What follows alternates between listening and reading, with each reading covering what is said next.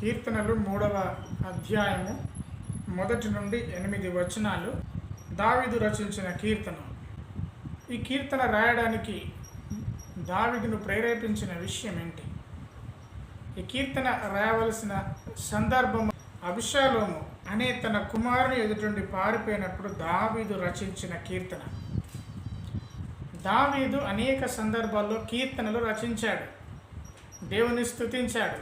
కీర్తనల గ్రంథంలో అత్యధిక శాతము దావీదు రచించిన కీర్తనలే. దావీదు తనకున్న ప్రతి సందర్భంలోనూ, తనకున్న ప్రతి పరిస్థితుల్లోనూ, యుద్ధంలో ఉన్న, బాధలో ఉన్న, సంతోషంలో ఉన్న దేవుని స్తుతించాడు. ఆయన కీర్తనలో అనేక భావోద్వేగాలు కనబడతాయి. ఒక మనిషికి ఉండే అనేక భావోద్వేగాలు, ఒక సాధారణ మనిషి అనుభవించే ప్రతి కష్టము అతని కీర్తనలో స్పష్టంగా కనిపిస్తుంది. దావీదు కీర్తనలు చదువుతుండగా అది మన జీవితంలో కూడా కొన్నిసార్లు అనుభవాల గుండా వెళ్ళినప్పుడు అటువంటి పరిస్థితిలో మనము కొన్ని సందర్భాలైనా ఉన్నవారముగా మనం ఉంటాం. దావీదు యొక్క కీర్తనలు దేవుని యొక్క గొప్పతనాన్ని, దేవుడు ఏ విధంగా వ్యక్తులను కనికరిస్తున్నాడో, తనని ఏ విధంగా కనికరిస్తున్నాడో, దేవుడు అంటే తనకు ఎంత ప్రేమో ఆ కీర్తనలన్నీ తెలుపుతాయి. దావీదు రచించిన 3వ కీర్తన 8 వచనాలు మనకున్నవి. ఈ 3వ కీర్తన రాసిన సందర్భం కనుక మనం చూస్తే, అబిషాలోము అని తన కుమారుని ఎదుటి దావీదు పారిపోయినప్పుడు రాసిన కీర్తన. అబిషాలోము దావీదు పైన కుట్ర చేస్తాడు. కుట్ర చేసిన ఆ సందర్భంలో దావీదు అబిషాలోము దగ్గర నుండి పారిపోతాడు. అతడు చేసిన కుట్ర 2వ సమూయేలు 15వ అధ్యాయం నుండి 18వ అధ్యాయంలో ఆ కుట్ర విషయాలు మనకు స్పష్టంగా తెలుస్తాయి. దావీదును చంపాలని అబిషాలోము ఆలోచన చేస్తాడు. దావీదునకు ప్రాణహాని ఉన్న సందర్భం అది. దావీదు తన ప్రాణమును కాపాడుకోవడానికి పారిపోతున్న సందర్భం. శత్రువుల మూలంగా ఎదుర్కొనే కష్టాలు, ఆ పరిస్థితిని వివరిస్తుంది 3వ కీర్తన. ఇక్కడ కుమారుడే తన శత్రువు అయిపోయాడు. దావీదు తన కుమారుడిని శత్రువుగా భావించుకోలేదు, కానీ అబిషాలోము తన తండ్రి అయిన దావీదును శత్రువుగా భావించుకున్నాడు. దావీదు రాజ్యం నుండి వెలివేసి తానే రాజుగా, అధిపతిగా, ఆ రాజ్యానికి అధికారిగా ఉండాలని ఆలోచన చేసి, కుట్ర చేసి, అక్కడ ఉన్న పెద్దలందరినీ, ప్రజలందరినీ తన వైపు తిప్పుకున్నాడు అబిషాలోము. అబిషాలోము చేసిన ఈ కుట్రలో దావీదు మంత్రి అయిన అహీతోపెలు అనే వ్యక్తి పాత్ర ఎంతో కీలకమైనది. అహీతోపెలు సాధారణంగా దావీదునకు సపోర్ట్గా ఉండాలి, ఎందుకంటే దావీదునకు అతడు మంత్రి. దావీదు యొక్క ఆస్థానంలో అహీతోపెలు మంత్రి. కానీ దావీదును వెన్నుపోటు పొడిచాడని మనం చెప్పచ్చు. 2వ సమూయేలు 15వ అధ్యాయం 1 నుండి 6 వచనాల్లో అబిషాలోము ప్రజలందరినీ తన వైపు ఏ విధంగా తిప్పుకున్నాడు, ఇశ్రాయేలు ప్రజలందరినీ తన వైపు ఏ విధంగా తిప్పుకున్నాడు అనే విషయాన్ని స్పష్టంగా మనకు దేవుడు రాయించాడు. అబిషాలోము ఒక రథమును, గుర్రమును సిద్ధపరుచుకున్నాడు. తన ఎదుట పరిగెత్తుటకై 80 మంది బంటులను ఏర్పరచుకున్నాడు. దావీదును సింహాసనం నుండి దించి తాను రాజుగా కావడానికి అబిషాలోము ఒక గుర్రమును, ఒక రథమును, 70 మంది బంటులను సిద్ధం చేసుకొని ఉదయంనే లేచి పట్టణపు గుమ్మపు మార్గమందు ఒక తట్టును నిలిచి, రాజు చేత తీర్పు పొందుటకై వ్యాజ్యమాడు వారు ఎవరైనా వస్తే కనిపెట్టి వారిని పిలిచి, నీ దాసులనైన నేను ఇశ్రాయేలు గోత్రంలో ఫలాని వాడను, నీవు ఏ ఊరు వాడను అని అడుగుతూ అబిషాలోము వారందరికీ న్యాయము తీర్చినట్టుగా, వ్యాజ్యములలో అతడు న్యాయాధిపతి వ్యవహరించినట్టుగా మనము చూడగలుగుతాం. రాజు వద్దకు వచ్చే వ్యాజ్యాలన్నింటినీ అబిషాలోమే పరిష్కారం చేస్తుంటే ప్రజలందరూ అబిషాలోము వైపు మొగ్గిన పరిస్థితి. అబిషాలోము నీ వ్యాజ్యం సరిగాను న్యాయంగాను ఉన్నది, నీ దాన్ని విచారించటకే నియమిపడిన వాడు రాజులతో ఒకడు లేడని చెప్పి, నేను ఈ దేశంలోకి న్యాయాధిపతి అంటే ఎంత మేలు, అప్పుడు వ్యాజ్యమాడు వారు నా యొద్దకు వస్తారు, నేను వారికి న్యాయము తీర్చుదునని చెప్పుచూ వచ్చాను. తన గురించి తాను చెప్పుకుంటున్నాడు, నేను న్యాయాధిపతిగా ఈ దేశంలో ఉంటే చాలా మేలు, నా న్యాయము, నేను చెప్పే న్యాయము, నేను చెప్పే వ్యాజ్యము సరిగా ఉన్నది, అది న్యాయముగా ఉన్నది. నాలాంటి వాడు రాజు యొద్ద ఎవరూ లేరు, నా ఇంత గొప్పగా విచారించేవాడు ఎవరూ లేరు, నేనే న్యాయాధిపతి ఉంటే ఎంత మేలు అనేసరికి ప్రతి ఒక్కరు కూడా ఆయన వైపు తిరిగారు. అతడు ప్రతి ఒక్కరికి నమస్కారము చేయడం, ప్రతి ఒక్కరు ఎవరైనా అతని దగ్గరికి వస్తే తన చేతిని ముద్దు పెట్టుకోవడం చేసి తీర్పు పొందుటకై రాజునద్దకు వచ్చిన ఇశ్రాయేల్ అందరికీ అబ్షాలోమే న్యాయం చేయడం మొదలుపెట్టాడు. ఈ విషయాలు ఏమీ దావీదు రాజు నాకు తెలియదు. ఎందుకంటే దావీదు రాజు అబ్షాలోమును ఎంతగా ప్రేమించాడంటే 2వ సమూయేలు 14వ అధ్యాయం 1వ వచనంలో అబ్షాలోము మీద ప్రాణం పెట్టుకొని ఉన్నాడు. దావీదు అబ్షాలోమును ప్రాణంతో సమానంగా ప్రేమించాడు. తన కుమారుడు కదా ప్రేమించాడు. కానీ కుమారుడైన అబ్షాలోము మాత్రం దావీదుని రాజ్యం నుండి వెళ్ళగొట్టాలని ఆలోచన చేశాడు. అతడు వేసిన పథకం ఫలించింది. ఇశ్రాయేల్ అందరూ తన వైపు వచ్చేశారు, తన వైపు తిప్పుకున్నాడు. అబ్షాలోము ఇదంతా చేశాడు. 4 సంవత్సరములు ఇలా చేశాడు. 4 సంవత్సరములు దావీదునకు తెలియకుండా ఏ విధంగా జరిగిందో, ఏ విధంగా అతడు తన ఉపాయాన్ని పన్నాగం పన్నాడో, ఆయన ఆలోచనలు అంత క్రూరంగా ఉన్నాయి. 4 సంవత్సరాలు ఆ విధంగా చేశాడు. చేసి ఇశ్రాయేల్ అందరినీ తన వైపు తిప్పుకొని అతడు నేనే రాజునని ప్రకటించుకున్నాడు. హెబ్రోనులో బాకానాదము ఊది తనందరికీ నేనే రాజునని ప్రకటించుకున్నాడు. నేనే న్యాయాధిపతి అని ప్రకటించుకున్నాడు. జనులందరూ ఎక్కువైపోయేసరికి కుట్ర మరి ఎక్కువైపోయింది. ఇశ్రాయేల్ అందరూ అబ్షాలోము పక్షం వహించారని దావీదునకు తెలిసినప్పుడు దావీదు తన సేవకులందరితో కలిసి పారిపోదాము, మనల్ని చంపకుండా, మనల్ని కత్తివాత హతం చేయకుండా వెళ్ళిపోదామని పారిపోయిన సందర్భంలో రచించిన కీర్తన. దావీదు చిన్న వయసులో అడవుల వెంబడి, పశువుల వెంబడి తిరుగుతూ, గొర్రెలను మేపుతూ, సింహాల నుండి, విషపు జంతువుల నుండి గొర్రెలను రక్షించాడు. తన బాల్యమంతా కూడా అడవుల్లోనే సాగితే సౌలు ద్వారా తన యవన కాలంలో అడవుల్లో పరిగెత్తి తన యవన కాలంలో చాలా దినాలు అడవుల్లోనే ఉన్నాడు.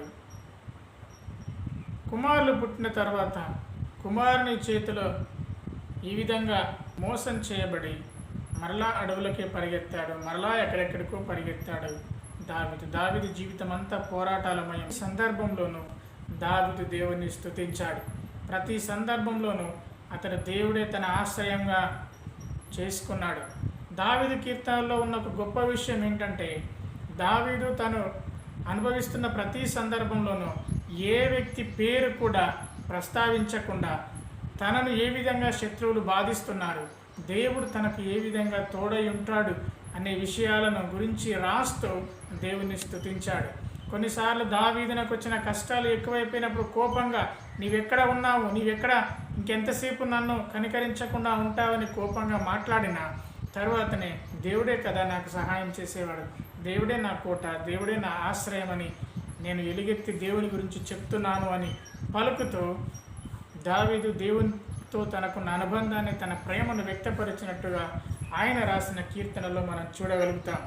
దావీదు యొక్క భావోద్వేగాలు చాలా గొప్పవి.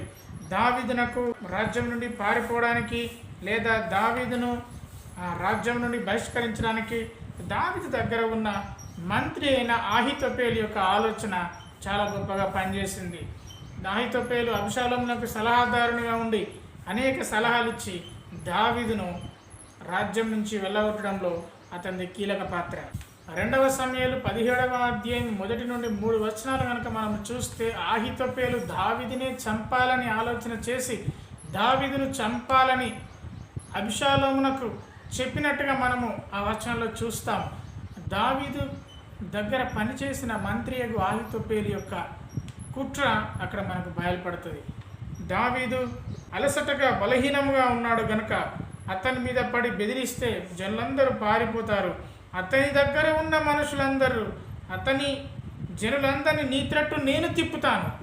అబ్షాలోము ఏ విధంగా మాట్లాడుతున్నాడో చూడండి. నేను ఆ జనులందరినీ నీ వైపు తిప్పుతాను. అబ్షాలోముతో పారిపోయిన, అంటే అబ్షాలోము తరుముతూ ఉన్నప్పుడు, అబ్షాలోము రాజుగా ప్రకటించుకున్నప్పుడు దావీదు తన సేవకులందరితో పారిపోయాడు కదా.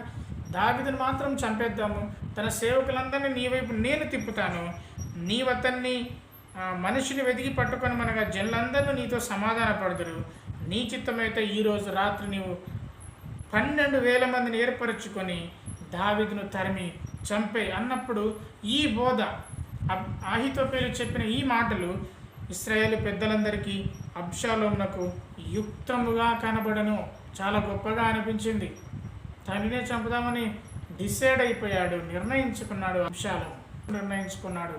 దావీదేమన్నా అతనికి అన్యాయం చేశాడా? తన ప్రాణములతో సమానంగా ప్రేమించాడు కదా. తనకు వచ్చిన ఇటువంటి ప్రతి పరిస్థితులలో దేవుని స్తుతించినట్టుగా, దేవుని ఘనపరిచినట్టుగా చూస్తాం. దావీదు అనేక కీర్తనలు రచించాడు. ప్రతి కీర్తనలోనూ తన ఉపోద్ఘాతంగా ముందు ఆ సందర్భం, తర్వాత తను అనుభవిస్తున్న కష్టాలు, ఆ కష్టాల నుండి దేవుడు అతన్ని ఏ విధంగా విడిపిస్తాడో తన అనుభవాల నుండి వివరించిన వివరణ కూడా మనం చూస్తాం. యెహోవా, నన్ను బాధించువారు ఎంతో విస్తరించి ఉన్నారు, నా మీదికి లేచువారు అనేకులు. దావీదునకు కలిగిన శ్రమ, దావీదునకు వచ్చిన కష్టం, యెహోవా నా దేవా నన్ను బాధించేవారు అనేక మంది. ఇశ్రాయేల్ అందరూ కూడా అబ్షాలోము పక్షంనే ఉన్నారు. ఇశ్రాయేల్లో పెద్దలందరూ అబ్షాలోము పక్షంనే ఉన్నారు. దావీదునకు తోడుగా ఎంతమంది? చాలా తక్కువ మంది ఉండవచ్చు. నా మీదికి లేచేవారు అనేకులు. ప్రతి సందర్భంలోనూ దావీదు దేవుని యందు అతిశయించినట్టుగా, నేనైతే నా దేవుని యందు ఆనందపడి అతిశయించినట్టుగా మనము కీర్తనలో చూడగలుగుతాం. ఆయన శత్రువుల నుండి నన్ను తప్పించుము, నన్ను తప్పించువాడెవడు లేడు, నన్ను సింహం వలె ముక్కలుగా చీల్చివేయాలని అలా ఆలోచిస్తుండగా నీ చిత్తమైతే తప్పించుము. 29వ అధ్యాయము 4వ వచనంలోనూ దావీదు రాసిన కీర్తన ఉంటుంది. నిర్నిమిత్తముగా నా మీద పగబట్టువారు నా తల వెంట్రుకల కంటే విస్తారముగా ఉన్నారు. అబద్ధమును బట్టి నాకు శత్రువులై నన్ను సంహరింపగోరువారు అనేకులు. నేను దోచుకొనని దాన్ని నేను ఇచ్చుకోవలసి వచ్చాను. అతనికి ఏమాత్రము కూడా కారణం లేకుండా పగపట్టేవారు అనేక మంది తయారైపోయారు. దేవుని ప్రజలారా, దేవుని బిడ్డలారా, ఈనాడు కూడా ఇటువంటి పరిస్థితులు, శత్రువుల నుంచి, అపాయం నుంచి అనేక పరిస్థితులు, మనకు ఎదురవుతున్న పరిస్థితులు ఎన్నో ఉండొచ్చు. నిర్నిమిత్తముగా నీ కారణం లేకుండానే, నీకు తెలియకుండానే నీ మీద పగపట్టేవారు అనేకులు లేచి ఉండవచ్చు. దావీదునకు వచ్చిన అనుభవంలో దేవుడు ఒకవేళ నిన్ను కూడా అనుమతింపజేసి ఉండొచ్చు. నా తల వెంట్రుకల కంటే విస్తారంగా ఉన్నారు. తల వెంట్రుకల సంఖ్య కొలవవశం అవుతుందా? కానీ దావీదు యొక్క శత్రువులు విస్తారంగా ఉన్నారు. మరి దావీదైతే దేవుని నమ్ముకొని ఉన్నాడు. అబద్ధమును బట్టి నాకు శత్రువులై నన్ను సంహరింపగోరువారు అనేకులు. అతనికి అనేక మంది శత్రువులు వచ్చేశారు. అబద్ధమును బట్టి నాకు శత్రువులైపోయారు. అనేక మంది సంహరించాలని ఆలోచన చేస్తున్నారు. నిర్నిమిత్తముగా, ఎటువంటి కారణం లేకుండా, ఎటువంటి హేతువు లేకుండా దావీదు దేవుణ్ణి స్తుతించి కీర్తనలు రచించిన ప్రతి సందర్భంలోనూ తన కష్టమును దేవుని దగ్గర చెప్పుకుంటున్నాడు. ఆ విధంగా ఆనాటి కాలంలో దావీదు యొక్క పోరాటం కుమారులతోని, శత్రువులతోని, తన సొంత వారితోని పోరాటాలు చేశాడు. ఎన్నిసార్లు తన ప్రాణాపాయ స్థితిలోనికి వెళ్ళాడు. ఈ శత్రువులు నిన్ను పగపట్టి చంపాలనుకున్నప్పుడు ఈ కీర్తనల ద్వారా నువ్వు ధైర్యం పొందుకో. దావీదు రచించిన కీర్తనలు మనకెంతో ధైర్యమునిస్తాయి, ఎంతో ఊతమునిస్తాయి. ఆనాటి కాలంలో శరీరానుసారంగా ఉన్న అతని కుమారులు, అతని స్నేహితులు, అతనికి సంబంధించిన వ్యక్తులు, అతని దగ్గర పనిచేసే మంత్రి సైతము దావీదు మరణాన్ని కోరుకున్నాడు. ఈనాటి కాలంలో మన పోరాటం ఎవరితో? ఈనాటి కాలంలో మనకు శత్రువులు ఎవరు? ఈనాటి కాలంలో మనం ఏ విషయంలో పోరాడుతున్నాం? దావీదు అంటున్నాడు, నన్ను బాధించేవారు అనేక మంది విస్తరించి ఉన్నారు అని అంటున్నారు. మరి ఈనాటి కాలంలో మన పోరాటం, ఎఫెసీయులకు రాసిన పత్రిక 6వ అధ్యాయము 12వ వచనం, ఏలయనగా మనము పోరాడినది శరీరులతో కాదు. దేవుని ప్రజలారా, దేవుని నమ్ముకొని క్రీస్తు అనుసరిస్తున్న దేవుని బిడ్డలారా, ఈనాటి కాలంలో మన పోరాటం శరీరులతో కాదు. ఎందుకంటే శరీరులు యొక్క ఆత్మీయ జీవితాన్ని ప్రభావితం చేసేవారు కారు. దేవుని నుండి మనల్ని దూరం చేసేవాళ్ళు కారు. మన పోరాటం ఎవరితో? ప్రధానులతో, అధికారులతో మన పోరాటం. ప్రధానులైన వారితో మన పోరాటం, గొప్పవారితో మనకు పోరాటం, అంధకార సంబంధమగు లోకనాథులతో, ఆకాశ మండలమందున్న దురాత్మల సమూహములతో పోరాడుతున్నాము. ఆనాడు పౌలు రాస్తున్నాడు ఎఫెసీ సంఘానికి, మా పోరాటం అయితే ప్రధానులతో, అధికారులతో ఉంది. సువార్తకు ఆటంకం కలిగించే అనేక మంది వ్యక్తులతో ఉన్నది. వారందరూ సువార్తకు అడ్డుగా ఉన్నారు. దేవుని ప్రేమను వెల్లడిపరచకుండా ఆటంకపరుస్తున్నారు. దురాత్మల సమూహముతో ఆకాశ మండలమందున్న వారు, ఆకాశ మండలమందున్న దురాత్మల సమూహము అనేకము, వాటితో మనం పోరాడుతున్నాం. తీరానుసారంగా మనకు కనిపించేవారు, వారు మనకేం చేయగలుగుతారు? మనకేం చేయకపోవచ్చు, మనకేం కీడు తలపెట్టకపోవచ్చు. కానీ ప్రధానులు, అధికారులు, దురాత్మ సమూహాలు అనేకం ఉన్నాయి. అనేకము మనల్ని నశింపచేస్తున్నాయని ప్రయత్నం చేస్తూ ఉన్నాయి. వాటన్నిటితో పౌలు పోరాడుతున్నాడు. ఈనాటి మన పోరాటం కూడా అదే.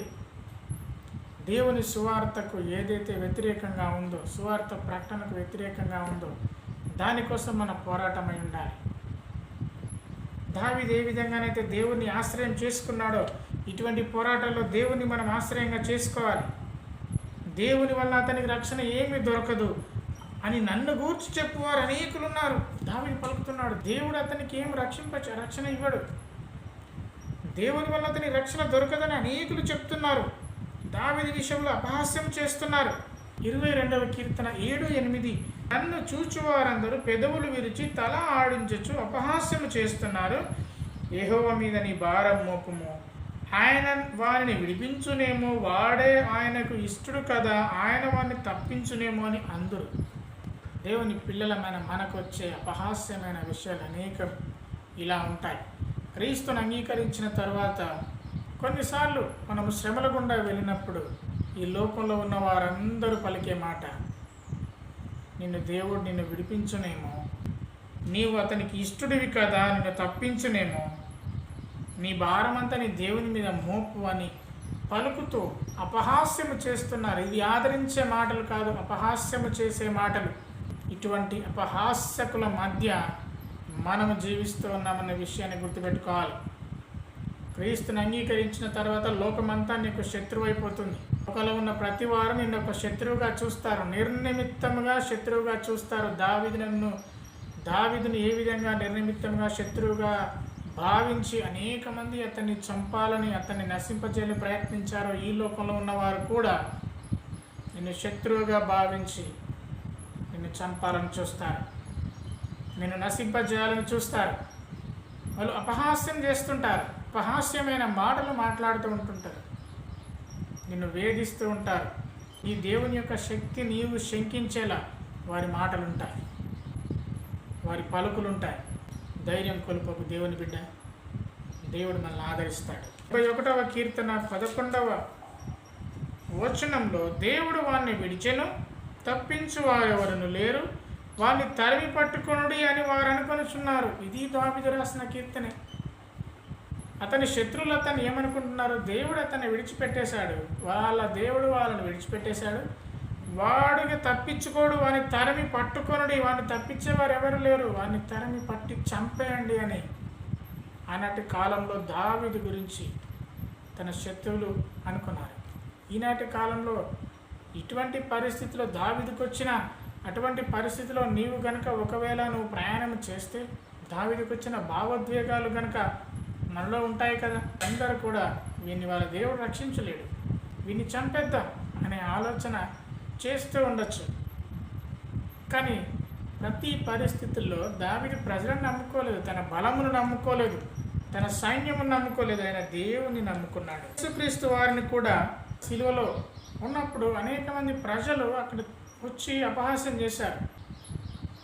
ఏలి ఏలి లామా సబక్తాని అని పలికినప్పుడు ఏలియా వచ్చి ఇతన్ని కాపాడుతాడేమో చూద్దాము, వీడు తన్ను తాను రక్షించుకోలేకపోతున్నాడు, వీడు ఇతరులను రక్షించాడు కదా అని వాడు వీడు అని అనుకుంటూ క్రీస్తును దూషించిన పరిస్థితి మనకు తెలుసు. దావీదు అటువంటి పరిస్థితిలో ఉన్నాడు, యేసుక్రీస్తు ప్రభువారు కూడా అటువంటి పరిస్థితిలో ఉన్నాడు. ఆ సందర్భం మనకు తెలుసు. క్రీస్తును అంగీకరించిన నీకు కొన్నిసార్లు అటువంటి సందర్భము నీకు కలవచ్చు. దావీదైతే దేవుని ఆశ్రయంగా నమ్ముకున్నాడు కదా. యెహోవా, నీవు నాకు కేడంగా ఉన్నావు, నీవు నాకు కవచంలా ఉన్నావు. నా గురించి ఉన్న ప్రజలందరూ ఇలా నన్ను తలస్తున్నారు, నన్ను కనీసం లెక్కలోకి తీసుకోకుండా నన్ను ఒక పురుగు వలె చూస్తున్నారు. కానీ నీవు నాకు కవచం, నీవే నాకు అతిశయాస్పదం, నా తల ఎత్తువాడవుగా ఉన్నావు. ప్రజలందరూ కూడా దావీదునకు వ్యతిరేకంగా ఉన్నారు. అతన్ని చంపుదామని ఆలోచన చేస్తున్నారు. ప్రాణభయంతో దావీదు పారిపోయాడు. పారిపోయినప్పుడు దావీదు పలుకుతున్న మాట, నీవు నాకు కేడము, నీవు నాకు అతిశయాస్పదము, నీవు నా తల ఎత్తువాడవు. ఆపదలో, అవమానకరమైన పరిస్థితులలో ప్రతి ఒక్క విశ్వాసికి దేవుడు చాలు.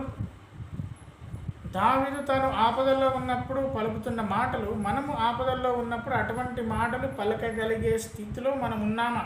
దేవుని పట్ల అటువంటి గంభీరమైన విశ్వాసమును కలిగి ఉన్నామా? సంతోషంగా ఉన్నప్పుడు దేవానికి స్తోత్రం అని చెప్పి, కష్టం రాగానే క్రీస్తును దూషించిన అనేక మంది వ్యక్తులు మనకు తెలుసు కదా. క్రీస్తును దూరం చేసుకున్న అనేక మంది వ్యక్తులు మనకు తెలుసు కదా. క్రీస్తును చివరిదాకా పట్టుకున్న నీలాంటి వాళ్ళు, నాలాంటి వాళ్ళు ఉండాలని దేవుని యొక్క ఆశ. శ్రమలోను, కష్టంలోను, నష్టంలోను దేవుడే మనకు ఆశ్రయము, దేవుడే మనకు కవచం, ఆయన మనకు కేడము. దావీదైతే దేవుణ్ణి ఆ విధంగా అనుకుంటున్నాడు. తను నమ్ముకున్న దేవుణ్ణి ఏ విధంగా ఘనపరుస్తున్నాడంటే, నీవు నా కేడము, నీవు నాకు కవచం, నీవు నా అతిశయాస్పదం. కీర్తనలు 5:12 యెహోవా, నీతిమంతులను ఆశీర్వదించేవాడవు నీవే, కేడముతో కప్పినట్లు నీవు వారిని దయతో కప్పెదవు. నీ నామమును ప్రేమించేవారు నిన్ను గురించి ఉల్లసింతురు. దావీదు పలుకుతున్న మాట, దావీదు చెప్తున్న మాట, నీతిమంతులను ఆశీర్వదించేవాడవు నీవే. దేవుని ప్రియమైన పిల్లలారా, ఈనాడు అనేక మంది దుర్మార్గులు ఆశీర్వదించబడ్డారు అని నువ్వు తలస్తూ ఉండొచ్చు. వారు చాలా గొప్పగా ఉన్నారు, వారికి ఏ లోటు లేదు, దుర్మార్గత చేసి ఆస్తులను సంపాదించుకుంటున్నారని అనొచ్చు. కానీ యెహోవా నీతిమంతులను ఆశీర్వదించేవాడు. నీతిగా బ్రతికేవాడికి ఈ లోకంలో స్థానం లేదు. అన్యాయం చేసేవాడే గొప్పగా అవుతాడని ఏ రోజు ఊహించుకోవడానికి వీలు లేదు. ఆయన నీతిమంతులను ఆశీర్వదించే దేవుడు. కీడముతో కప్పుతాడు, నీకు ఒక కవచంలా ఉంటాడు. ఆయన దయతో కప్పుతాడు, ఆయన దయ నీపైన చూపిస్తాడు. దేవుని గురించి ఉల్లాసంగా ఉంటారు నీతిమంతులు.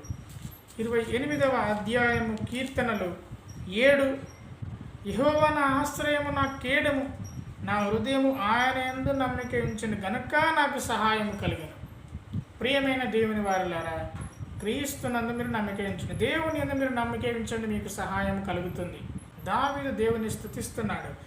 ఆయన నందు నేను నమ్మిక ఉంచాను, ఆయన నాకు కేడము, ఆయన నాకు కవచం. ఎన్నిసార్లు దావీదును శత్రువులు తరిమిన ప్రతి సందర్భంలో దావీదు పలికిన మాట, యెహోవాయే నాకు ఆశ్రయము, ఆయనే నా కేడము.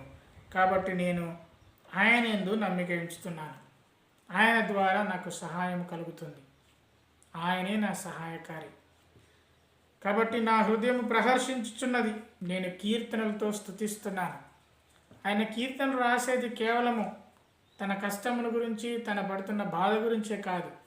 దేవుని స్తుతించడానికి ఆయన అనేక కీర్తనలు రచించాడు. 62వ కీర్తన 7వ వచనము, నా రక్షణకు, నా మహిమకు దేవుడే ఆధారం, నా బలమైన ఆశ్రయదుర్గం. దావీదు పలుకుతున్న మాట, నా రక్షణకు ఆశ్రయదుర్గం ఎవరు? నా దేవుడే. నేను బ్రతికి ఉన్నానంటే అది దేవుడే, నేను జీవించి ఉన్నానంటే అది దేవుడే.